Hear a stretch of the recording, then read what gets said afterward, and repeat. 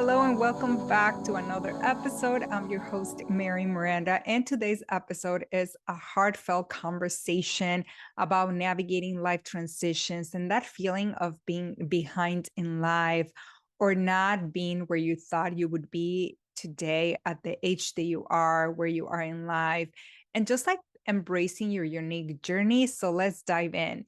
The first thing is that we have to acknowledge the reality. And I think that's one of the hardest things that people struggle with because life is a journey filled with transitions, phases, and at times it can feel like everybody else is moving at a different pace, like very fast, and we're so behind, or everybody else, our age and people that we know, are way ahead of us and way ahead in life than we are. And many times we thought we were going to be at the same rate, at the same pace that these people are. So there's a lot of comparison that happens too. And then it puts us in this state of feeling shame, feeling embarrassed, and feeling hopeless about our current reality in life and even in our future. So there's a lot of societal expectations and pressures that often lead us to believe we are behind in some way. So let's break down this myth and embrace the unique timing of our individual journeys. Society has made these timelines that somehow everybody is measured up against, like education, like career, like income, house, kids, marriage. We measure our progress and where we are in life and how well or how not well we are doing in life against these expectations that most often do not align with who we are and our own path and what we desire for our lives, and also like who created this expectations that everybody measures up against. And it's just like, why are we letting the standards that somebody else put for themselves or the milestones affect us? Like, who came up with these expectations and standards and milestones and said this is what everybody's going to be measuring up against, and if you are not here by this age and you have achieved all these things, that you are deemed a failure, you're behind in life. And like, that is so heavy to think about and to carry. It is time to define in our own terms what it is that we desire for our paths and live the life according to our own plan and what we desire. Sometimes all it takes is a shift in perspective to transform our outlook in life. And it's kind of like a reframe thoughts about being behind. So let's reframe those thoughts about being left behind. That's what I'm trying to say. And embracing the uniqueness of our own individual path and journey. Remember, your journey is your own and it is worthy of celebration, no matter how far or how behind you feel in life. Every single step on the way is worth celebrating. And I know sometimes it feels really hard because you feel, why am I celebrating? I'm not where I'm supposed to be at 30, at 40. I'm so behind. I don't own a home. I don't have a partner. I don't have a family. I don't have the career that I thought I wanted. I'm having a midlife crisis. I'm going through all these things and I'm so behind. I am not where I wanted to be. And like all these thoughts start escalating and you start ruminating and all these things. And you start comparing yourself to probably your peers, your friends, people you graduated high school with. And then you see how far ahead they are and you're not. And there's this comparison that is really a mood killer, is really a future killer, because you are measuring up against those people and you are not the same people. Maybe they wanted something else for their path, for their lives, and you're not. Comparing yourself is going to really do you more harm than good. So try to stay away from that. But let's move to how cultivating self-compassion when we are navigating life transitions and we're feeling behind can really help you. So when we feel behind, it's essential to practice self-compassion, grace, and kindness towards ourselves. I know sometimes it's not easy, but something that helped me to be more compassionate for myself was realizing that not everyone has the same experiences. Not everyone has the same rock bottoms that I've had. Not everyone has the same trauma or upbringing or childhood or difficulties or situations that I've been through. The other people have different circumstances, trauma situations, and maybe it didn't impact them the same. And this is so funny when you think about that. Maybe you grew up in the same household with your siblings, but you experience life and childhood differently than your siblings. So maybe you don't have the same traumas, even though you lived in the same household and sort of experienced the same things. Maybe you feel things more deeply, or maybe you have, I'm neurodivergent. I have ADHD and anxiety, and I'm very prone to depression too. And I experience things differently, and also like my mindset and things in my childhood affect me differently than my siblings. And this also can be the case for you or for a friend, that not everybody has the same past and experiences, upbringing, conditioning, programming, stories, limiting beliefs. So of course it comes through this different filter within you, so it's not going to be the same. And when I came to understanding this, that not everybody has the same traumas. And when I felt myself comparing to others, I'm like, okay, they didn't go through everything that I've been through. They didn't experience everything that I've been through. And I know it's kind of like, oh, but some people had it worse than you and that they bounced back. I'm like, okay, perfect. That has not been part of my journey. So I had to be a lot compassionate and have a lot of grace and to have a lot of kindness toward myself, because I started beating myself up. And because I'm extremely sensitive and my nervous system was highly dysregulated for a long time, because I didn't process the same things the same way as others. And I always felt a lot of shame, that why am I so behind and why am I this and that. And when I came to understand that I have my own experiences, that I process trauma, anxiety, feelings, ADHD, and things differently than others, and I cannot put myself up against others because we are not the same. I'm here to fulfill a soul mission that's different than theirs, and that's what I fully believe. And somehow it was supposed to come through me, a highly sensitive empath who it has ADHD and anxiety, and she processes things differently than others. So we don't function the same as others. We don't process things the same as others. We haven't gone through the same experiences. And even if it's a similar experience, we still don't process it the same. We don't feel it the same. We don't have the same mindset about the same experience. So we have to be very kind and more compassionate toward ourselves if we are finding ourselves in this loop of feeling shame and comparison and all of that, because we're not the same as others. And when we see that as how unique we are, and how the way we are processing things, we are experiencing things, we are navigating things, one day can help someone else who is very similar to, who has gone through very similar things as us, we are going to be able to help those people. Or maybe you don't even want to help those people, but you see what I'm getting? Like for me, it's like I have to be so grateful that I have somehow ADHD. I'm very prone to anxiety and depression. I have a lot of experiences of things that I have gone through. So therefore, when a client comes to me with an experience about SA or GRAPE, or an experience about narcissistic abuse, an experience about being coming to a new country and the assimilation and not fitting in, middle child syndrome, for example, experience, or an experience about being discriminated, or I have a wide range of experiences in my journey that I can help so many people.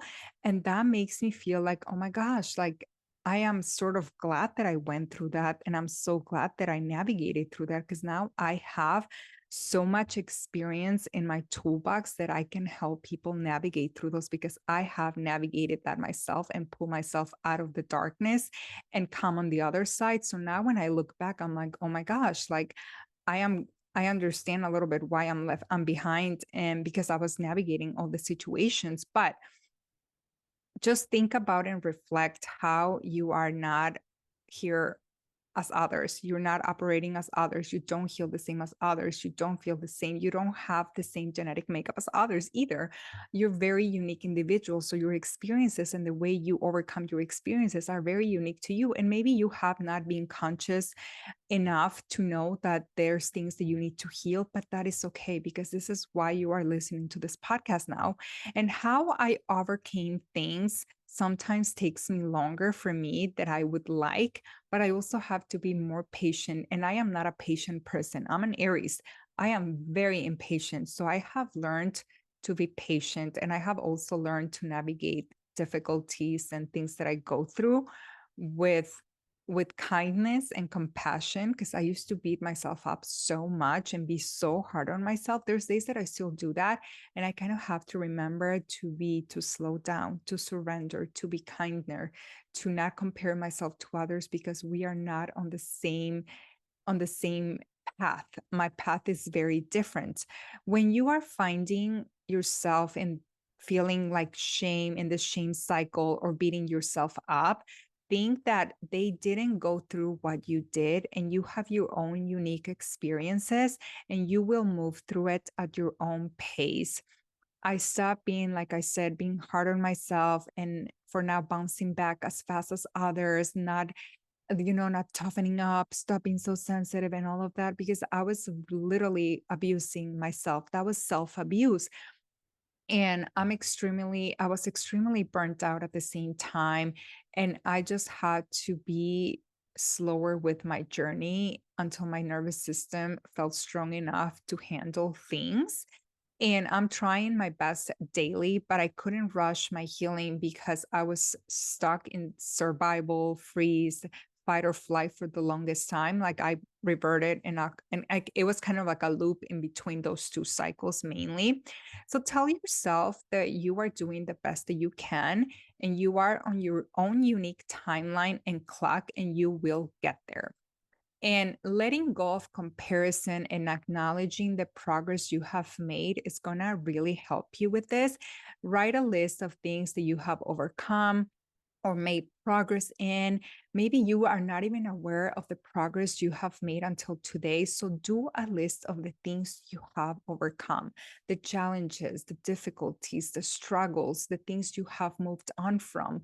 Maybe that breakup that you thought you were never going to be able to move on from, maybe you already did. Maybe you're fully over that person. And here you are surviving and living and existing. And or maybe you went through a situation and you bounced back super fast, or maybe it took you a little bit longer. That's still progress. Maybe you are not the same person that you were a month ago, a week ago, a year ago, yesterday. That's still progress. So if you are going to compare yourself to someone, make sure it's an old version of you and see how far you have come, because I think there was a point that I was kind of like, oh, I haven't made any progress. It feels I'm back to zero whenever I attracted someone that was like toxic a few years ago. And then when I realized that, I was like, okay, maybe I attracted that person, but I didn't stay. I saw the red flags and I walked away super fast. Old me would have stayed. Old me would have pushed through. Old me would have tried to fix, save, done everything over function, all of it, because I was very codependent, pick me, cool girl. And I would have done anything for love. I would have done anything to prove my worth and value to someone else because I didn't know my worth and value and I didn't fully love myself. So now when I leave quickly, see the red flags and I walk away or don't entertain those men, I'm like, that is progress. Old me, I prayed the day I remember that I prayed the day that I was like, oh my gosh, what is if I wonder what it feels like to love myself. I wonder what it feels like to be confident. I wonder what it feels like to know your worth and value, to not have that mean inner girl telling me things that I'm not beautiful, that I'm not attractive, that I'm dumb, that I'm all these things. Like I pray for the day that that voice gets quieter and quieter and I start saying kind things to myself. I start loving myself. I start showing myself that I matter, that I'm worthy, that I'm valuable and all those things. And next thing you know, like it took a few years, okay? I'm there. I'm there. And even though there's things that I feel like I'm behind in life, because I'm not the poster child for the American dream. I don't have the home. I don't have the career that I thought I was going to have. I don't have many of those societal timelines or milestones because that's not my path. And when I compare myself and I see that, oh my gosh, but I have made progress in all these areas of my life, like the way that I love myself, like I had to love myself and know my worth and value in the nothingness, having nothing, having no income, having no career, having no relationship, going through a divorce, having no house. I was homeless. I had to learn to build this foundation of loving myself and knowing my worth and value because of me, not because of all the things or achievements that I had, all that I did. It was because of me. And that is huge progress. The old version of me would have never. So that is progress. So make a list of everything and the old versions of you and compare yourself to that, and you're going to see how much progress you have made. Who cares if there's still men that, for example, let's just put it in dating, if you're still attracting men that are avoidance and all of that, but you pick up the red flags and you say no and you walk away and you don't entertain those men, that is huge progress. That means the healing is happening. It has happened, and that means that you are so much better than that old version of you. Okay, so I just feel like we have to all make this list because you're going to see and become aware of the progress, and you're going to feel more successful and you're going to feel so much more better about yourself because you're going to be like, oh my gosh, I can't believe like I disregarded that. I can't believe I didn't even think about that. And oh my gosh, I have come so far. I love myself. I know my worth and value. I am into health and fitness, or I achieved this thing. It doesn't seem like a lot for everyone else, but for me and who I used to be, that is a huge milestone. So let's start putting our own milestones of what it means for us to be successful and operating based on those principles. So, what does success mean to me? What are the milestones that I want to achieve that I can be like, I will be successful. I will feel successful when I achieve that. For me, it was loving myself. For me, it was knowing my worth and value. For me, it was reconnecting with my body. For me, it was healing my gut. For me, it has been like mastering, not mastering, but yeah, mastering my emotions better. And I still have work to do when it comes to emotional intelligence because of my anxiety. And sometimes I feel depressed. But who I used to be, it's like light years behind me. And then who I am today, I'm like, that I have done so much progress. I am so proud of me. So when I think about it in that way, I'm like, I'm not really left behind because maybe those people that I'm comparing myself to, maybe they don't love themselves the way that I love myself. Maybe they don't really know their worth and value the way that I know my worth and value. Maybe they're married, maybe they have families, but they're unhappy, they're miserable. The wives are married single mothers. They're doing all the mental and emotional and physical labor of the marriage and the relationship. If it wasn't for them, maybe they wouldn't even be married or have a family. They're amazing mothers and they deserve so much more. And when it's not like we want to compare to their misfortune, but we don't know what their marriage is like, what their life is like. Maybe motherhood has been extremely hard, postpartum depression. This is another reason why I decided not to have children and I also divorced. I didn't want to be a mother. I didn't want to deal with the postpartum depression. And there's so many other reasons. I did a podcast on why I chose to be child free and I'm divorced and all those things. So you can go and connect and listen to that. But don't compare your life to somebody else's pretty life that they put on social media because you don't really know what's going on behind closed doors. So make the list. Now, fostering self-love during this feelings or this life transition that you're going through, or when those feelings of feeling left behind come up, it's going to be so crucial for you. So up your self-care and up your self-love practices and don't abandon yourself during this time. Continue doing things that make you feel your best. And when we are in this pattern of feeling left behind, we tend to feel like we are losing control.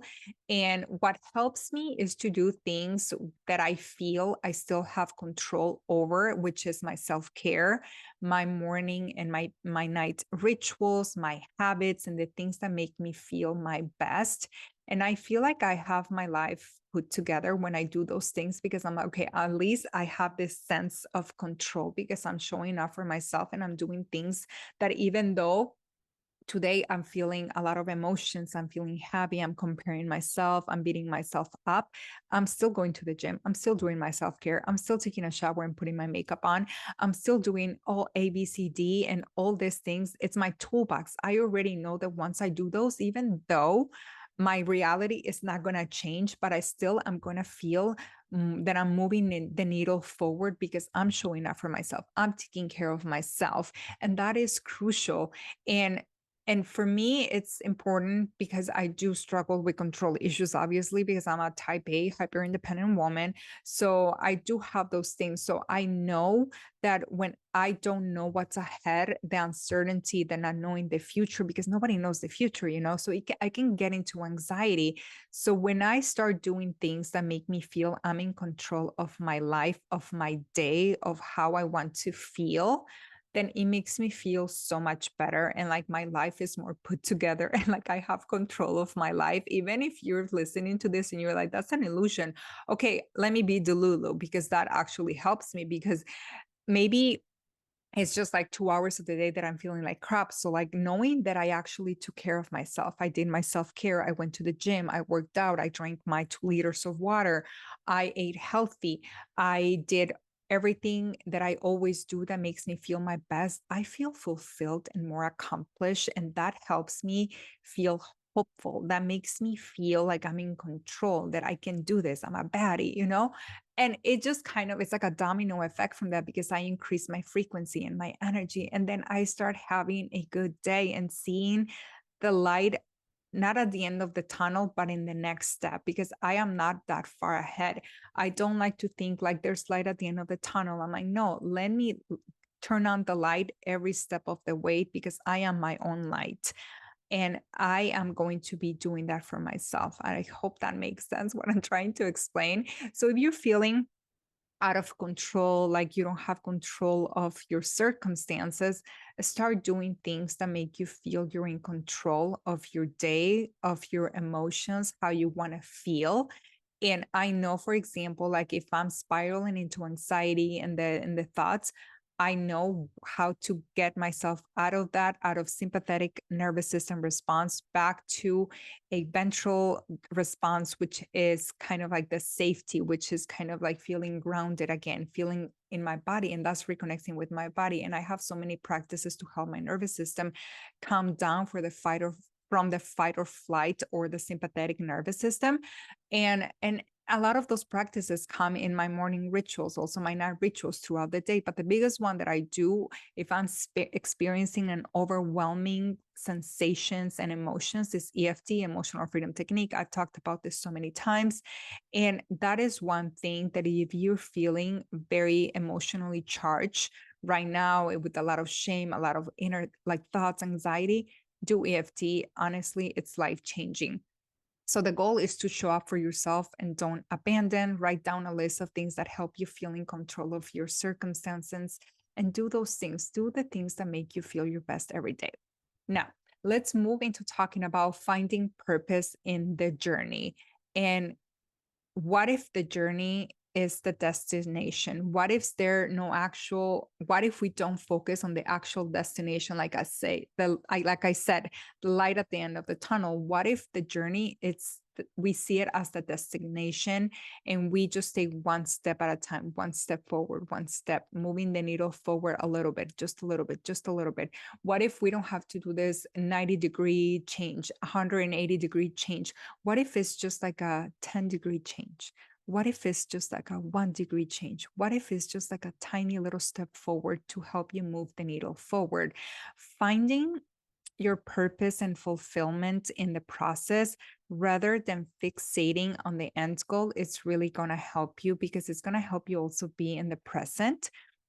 I know sometimes it is hard to think about enjoying the process on the bad days, I trust me, I know how hard it could be, but it is important to stay present and know that somehow this is part of your story. I often think this is for the book, or like they say all over TikTok and social media, do it for the plot. This is for the plot. I don't know who came up with that saying. I don't really align so much with it. I always say this is going to be for my book because I want to write a book. And I know a lot of my journey, it's not going to be in vain. There's a reason why I have gone through why I have gone through everything. It's because I'm going to write a book and it's going to be an incredible book. I'm going to self-publish it too, probably, because that just feels very aligned with me. And for me, it's like this will be a great story to tell someday and teach someone how I overcame that thing and my why, and a lot of the things that I do, everything that I have become, there's some motor behind all of that. Myself is one of the motors, but the biggest one is my nieces, especially Bella. When Bella was born, I'm not gonna get emotional because she's my entire world. I was at my lowest of lowest, and it was my toxic abusive relationship, the first time I've ever gone through that. And that's when she was born. And she's the reason why I'm still here. Let's put it that way. So when I think about everything that I'm going through and I have those heavy thoughts and heavy feelings, I think about my niece. I think about like, okay, I know it sucks. I know what you are going through. It's not okay and you don't like it, but this is going to be part of your story and you are going to help someone overcome this situation too. And Bella, it's never going to have to probably go through this because she has and she's going to one day look at your content, one day listen to this podcast, one day watch this podcast because this podcast is also on video, or she's gonna read your book and you're gonna save her from falling for all those fuck boys, from falling for all those douchebags on those men. She knows her worth and value already. She loves herself. Like I ask her all the time, why do you love yourself? Like the way I talk to her is like the way I wish my mom would have talked to me, and the way that I talk to my inner child is the way that I talk to my niece Bella. And I learned how to connect with my inner child because of her, because I didn't know that hugging someone, telling someone I love you so much, can I eat you because I love you so much, like I didn't know what that felt like. I never experienced that, but I got to experience that with Bella. So she helped me also connect with my inner child. And there's so many other reasons why she's my why. But for me, it's like if I have gone through every single freaking thing that I have gone through, is so my niece doesn't go through that. And even if she gets into some situations, she can bounce back so much better because she's gonna have all this knowledge. I'm gonna be like the best auntie ever. I'm gonna be like the big sister I wish I had. I have a sister, but she went to the Marines as soon as we came to the United States. We were together here for a year and she went to the Marines. So I never got to hear advice from her, life advice, how to do life. We never got to have that experience with ourselves. And everything that I have gone through, I have sort of overcome on my own. And it's like I want to be the role model and the big sister that Bella doesn't have. And I kind of want to help her not go through the shitty things that I have gone through. And yes, I can be grateful for all those things, but at the same time, it's like I wish I hadn't gone through all those things. But now I have all this knowledge and it's gonna be for my book. And Bella is one day, this is going to serve Bella and my other babies, my other nieces, and my nephew too. But she's my biggest why. And when I think about like feeling left behind, I'm like, okay, but I'm carving my own path. This is my own journey, and maybe this is going to help Bella one day. I always have her in mind. There's not a day that goes by that I don't have my niece in my mind. And that's my why I do things. And the days that I don't want to do things, I'm like, okay, Bella, Bella, Bella, and also myself, but Bella is a huge reason for everything that I do, who I became. I wanted to be a good auntie. I wanted to be someone healed. I wanted to be someone that loved herself, that showed my niece what self love feels like, what knowing your worth and value feels like, and how to do it, your standards, and so many other things. But anyway, I digress. Let's go back to the episode because I can talk about Bella and like all day long. I can talk about that little girl. She's like the best the person. Everybody who meets her is the luckiest person in the world. That's all I'm going to say about her. That's how incredible that little girl is. She's 11. She's 11 and a half, and she's my Gemini princess. Okay. And let's go back to to this episode. So like do it for the plot, do it for a book, do it for the experience, do it because this is going to be a great story to tell of how you overcame this and bounced back stronger than ever. And maybe part of this journey is learning to navigate with resiliency, the ups and downs, the ebbs and flow, and all the messy and the good, and make the most out of it. Maybe this is part of your story, and don't you want to be an active participant? So don't detach from your journey and be an active participant in your story. Remember, you are the main character of your story. This is your story that you're writing for your book. And when you are at the end of this life, you want to look back and be like, that was a good book I wrote. Just think about that. Now, embracing change as growth. Life transitions are opportunities for growth and self discovery, whether it's changing careers, starting a new chapter, or embracing singlehood. Maybe you're separated, divorced, and these shifts can be very transformative. Not everyone has it figured out after college. That's something that I learned. Sometimes we have to go through situations to grow, to evolve, and to create the life that we truly desired. And maybe your life that you were living in your 20s, in your 30s, I'm close to 40 now. Maybe it's not the life that you saw for yourself. Maybe this is why you're starting over. Maybe you are in your mid 30s, starting over, changing careers, leaving that marriage, starting over, and you now get to define what you want for your life. And you get to define it on your own terms and do the healing work and create the life that you truly deserve and desire. And I am almost 40. Like I said, I am starting over, and it is so scary. But I also know that even if it doesn't make sense to anyone else, I know where I'm going and everything makes sense to me. Like my path, my vision is so clear to me that even though like some days I do feel left behind, but it's because a lot of people judge me based on the societal expectations and milestones. And I'm like, I don't want to be defined that I needed to be married by a certain age, that I needed to have children, that I needed to be in this career and all of that, because that is a very linear path. And that's not the path that was created for me or that I desire or that I want.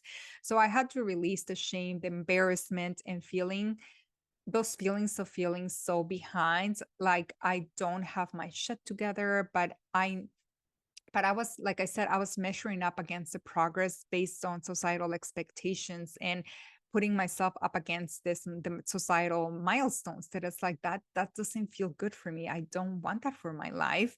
And so I had to sit down and redefine my goals and redefine what I really wanted for my life and everything in my life. And now I am here showing up as part of this path. And I'm excited, even if others see me as being behind. I know where I am and how I feel about myself is the biggest blessing and the biggest milestone achievement that as a woman I could have achieved based on the women in my entire family and what they have done for themselves. I am so proud of me. I am literally so proud of me. So I know everything is leading to unexpected blessings in the life that I desired. So pursue your passions and identify with your vision for life, what it is that you want for your own life. Define your own milestones, define your own success, what success means to you, what achievement means to you, what feeling fulfilled and happy means to you. Redefine all of that. Don't let society and someone else define that for you. You get to do that for yourself. What do you desire for your life? And pursue that. Life transitions may be challenging, but they are also opportunities for growth, self discovery, evolution of yourself, and creating a life that feels authentic to you. Embrace your journey, be kind to yourself, and celebrate every milestone as little and minimal that you think it is, and celebrate the incredible person that you are becoming and that you are. Celebrate who you are along the way. Enjoy the process. Don't wait for the destination to arrive at the destination to celebrate. Celebrate every step of the way. And don't rush what is not meant to be rushed. Stay tuned to yourself and your desires. And even if it's just moving a little step forward, the needle forward just a little bit. Do something every day to move the needle forward to create the life that you desired. And I cannot wait for the next episode. Stay tuned for more empowering conversations like this. Also, like send me ideas of what topics you want to hear on the podcast and what you thought about this podcast. If somebody else can be it can be beneficial for them to listen to this episode, please send it to them, share it on stories, on Instagram, on TikTok, on Facebook, tag me, and leave a 5-star review if you can on Apple or Spotify. And let me know what you think about the podcast because that helps reach more women who can also resonate with this podcast. So I love you and thank you for being here.